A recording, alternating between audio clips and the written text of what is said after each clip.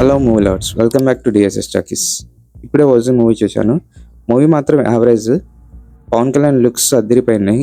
And మూవీలో some flashback scenes ఉంటాయి, వాటిని సినిమాలో సరిగ్గా యూజ్ చేసుకోలేదు. ఆ ఫ్లాష్ బ్యాక్స్ని యూజ్ చేసుకొని ఎలివేషన్ ఇచ్చారు, కానీ ఆ ఎలివేషన్ ఇచ్చిన టైంలో బాగుంది. తర్వాత ఆ ఫ్లాష్ బ్యాక్ సీన్స్ ఏవైతే ఉన్నాయో ఇవి సరిగ్గా పెట్టలేదు అనిపించింది. ఆ ఫ్లాష్ బ్యాకే లేకుండా చేసింది సినిమాకి, అది మైనస్ పాయింట్ అయిపోయింది. డీటెయిల్గా వెళ్తే స్టోరీ మాత్రము బాగానే బిల్డ్ చేసుకున్నాను, కాకపోతే ఆ స్టోరీ రాసుకున్నప్పుడు ఆ ఎగ్జిక్యూషన్ అనేది మిస్ అయిన ఫీల్ వస్తుంది. అండ్ ఈ మూవీలో అయితే ఇంట్రడక్షన్ క్యారెక్టర్స్ అయితే చాలా నీట్గా పెట్టుకున్నారు. ప్రతి ఒక్క క్యారెక్టర్ని కూడా బాగా యూజ్ చేసుకున్నారు.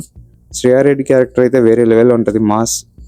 అండ్ అర్జున్ దాస్ క్యారెక్టర్ కూడా చాలా కొత్తగా ట్రై చేసిండు. పవన్ కళ్యాణ్ లుక్స్ అండ్ అంతని క్యారెక్టరైజేషన్ కూడా బాగుంది.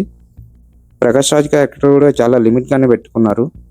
మూవీ అయితే సాహోకి లింక్ ఉంది, కానీ లింక్ లేనట్టే. మూవీ కోసం బయట ఉన్నంత హైప్ అయితే సినిమాలో నాకైతే కనపడలేదు, కొంచెం తగ్గిందని చెప్పాలి.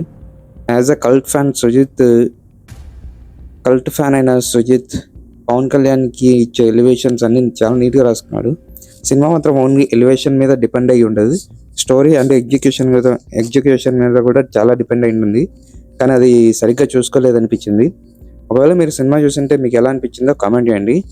నాకైతే ఈ మూవీ యావరేజ్గానే అనిపించింది, మరీ అంత ఏం లేదు. ఎలివేషన్స్ అయితే బాగా పడ్డాయి, పవన్ కళ్యాణ్ లుక్స్ బాగున్నాయి అంతే. అండ్ సాంగ్స్ బీజిఎం కూడా తమనన్న ఇరగొట్టేసిండు. విలన్గా ఇమ్రాన్ రష్మి గారు చాలా బాగా యాక్ట్ చేశారు. తెలుగులో డబ్బింగ్ చాలా మిస్ అయింది. మీరు సినిమా చూసింటే కామెంట్ చేయండి. మీరు ఏ షోకి వెళ్తున్నారో కూడా కామెంట్ చేయండి. నెక్స్ట్ డీటెయిల్ వీడియోతో కలుద్దాం. Until take care, by by, good night.